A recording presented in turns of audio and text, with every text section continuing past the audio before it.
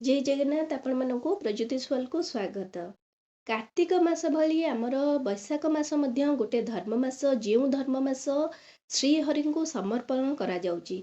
आउ एई मासरे श्रीहरि को पूजा कले आपनक सबु दुख कष्ट हरण हे जिवो। ता सहित आपण मध्य संतान प्राप्ति जदि काहार माने संतान प्राप्तिर जोग जदि नाही मध्य ताहा मध्य परिपूर्ण हे जिवो। एबे चलतु जानिबा जे बैशाख मासक सारा आपण केमिति पूजा करिवे कोन करिवे नै आ केमिति पूजा कले कोन कले आपनको संतान प्राप्तिर जोग रहिबो ए वीडियो रे चलतु जानिबा। देखंतु फास्ट होची मासक सारा कोन पूजा विधि अछि। मासक सारा पूजा विधि फास्ट होची आपणकर होची प्रभातु स्नान करिबा माने सखाल सखाल उठी माने सूर्योदय पूर्वरु आपण जदी गाधौचंती स्नान करूचंती ताहाले आपनको कोटिए जुग फल माने कोटिए फल आपनको मिलुची। आपनको वैकुंठपुरर माने सुख मध्य मिलुची एई समय रे। तो तेणु करी आपण सबुदिन प्रतिदिन स्नान करंतु गाधांतु ठीक अछि। तापरे आपण जेमती घर पूजा करिया कथा घरे पूजा करंतु। भगवानकर जदि हरिंकर जदि कौनसी प्रतिमूर्ति मध्य आपणक पाखरे अछि तांको भल भाबरे जेमती पंच उपचार रे पूजा करियार अछि सेमती पंच उपचार पूजा करंतु। भगवान को आपणक भल भल खाइबा माने आपण जहाँ भी भोग लगौचंती भल भल खाइबा आपण जेमती इच्छा होची ना आपनको भल भल खाइबा पई सेमिति भगवान को मध्य भल भल भोग बाढ़ंतु। भगवान को नाना अलंकार रे पूजा करंतु। फूल भगवान को जेकोसी फूल पसंद से फूल अर्पण करंतु। तांका आगे घियो दीप लगांतु। तांकर प्रिय पत्र तुलसी पत्र अर्पण करंतु। तुलसी गछ ओस्त गछ मूल रे दीपदान करंतु। घर पूजा कर सारा परे आपण कौन करिवे मंदिर जातु। केवल हरिंकर मंदिर नुहे हर हरि उभयंक मंदिर जातु। ता सहित बैशाख मासक सारा जेतिकी भी सोमवार अच्छी से सोमवार मध्य आपण हरिंकर हरंकर मंदिर पूजा करंतु। देखिबे आपण हर हरि उभय आपणकर पूजा करिया द्वारा आपणकर पुण्य फल बहुत भल हबा माने पुण्य फल आपण बहुत भल मिलिबो। हर हरि को पूजा कले कोटिए जन्मर फल आपण पाई परिबे। जदि आपण बैशाख मासरे हर हरि को पूजा करूचंती ताहाले आपण कोटिए जन्मर फल मध्य पाई परिबे। ता सहित आपण मंदिर पूजा करिवे मंदिर जिबे मंदिर शिव आ विष्णु का मंदिर जिबे मासक सारा। ता सहित आपण तुलसी गछ ओस्त गछ मूल रे दीप मध्य दान करिवे। किछि बड़ पूजा नाही मासक सारार ए छोट छोट नियम अछि। जेमती आपण पंच उपचार पूजा करचंती सेमिति आपण पंच उपचार रे पूजा करंतु। देखिबे केते कोन पुण्य आपण को मिलिबो। ता सहित देखंतु से मासक सारा आपण कौन करिवे कौन करिवे नहीं मु आपन कहितली कौन करिवे नहीं। देखंतु फास्ट कथा होची मिछ कहिबे नहीं काहाकू कटु कथा कहिबे नहीं काहाकू अपमान देबे नहीं देह रे तेल लगेबे नहीं स्त्री संग रहिबे नहीं दिन रे सोइबे नहीं कारण दिन रे सोइले तो आपण माने निजे भी जानचंदी लक्ष्मी छोड़ा हे जानती। ता सहित आपण कंसा पात्र रे मध्य खाइबे नहीं ठीक अछि। ता सहित आपण सेई मासक सारा आपण कौन करिए विष्णु पुराण हो कि स्कंद पुराण हो नहले बैशाखर महात्मा यही तीनोटी बही आपण पढ़ा चेष्टा करिवे। आपण से मासक सारा जदि आपण कहती जे पवित्र जल रे जदि आपण गाधौचंदी ना वैकुंठपुरर आपण सुख प्राप्ति करिवे।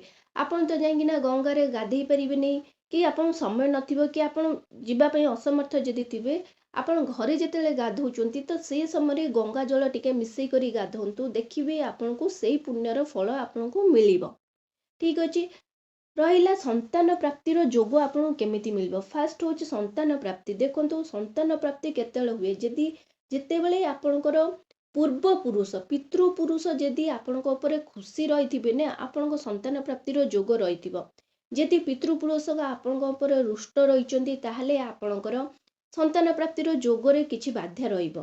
तेणु करी आपण कोन करिवे दान करंतु। बैशाख मासर दान देखिथिबे आपण बैशाख मासरे बहुत लोक जल छत्र खोली थांती जल दान करथांती कि पणा दान करथांती। तो आपण चेष्टा करिवे एटलीस्ट किछि दिन पई कि जीवन रे थरे होच मासक रे थरे हो पछे आपण कोन करिवे जल दान करिवे। कारण जल दान हो कि आपण पणा कि दही पणा आपण खुशी ठीक अछि। जल दान जदि आपण करले ना ତ ଆପଣ ଯେଉଁ ଜଳଦାନ କରୁଛନ୍ତି ସେଟା ପିତୃପୁରୁଷ ମଧ୍ୟ ପାଇବେ। ପିତୃପୁରୁଷ ଯଦି ଶୋଷିଲା ଥିବେ ନା ତାଙ୍କୁ ମଧ୍ୟ ସେଇ ଶୋଷ ଭୋଗଟା କମିଯିବ।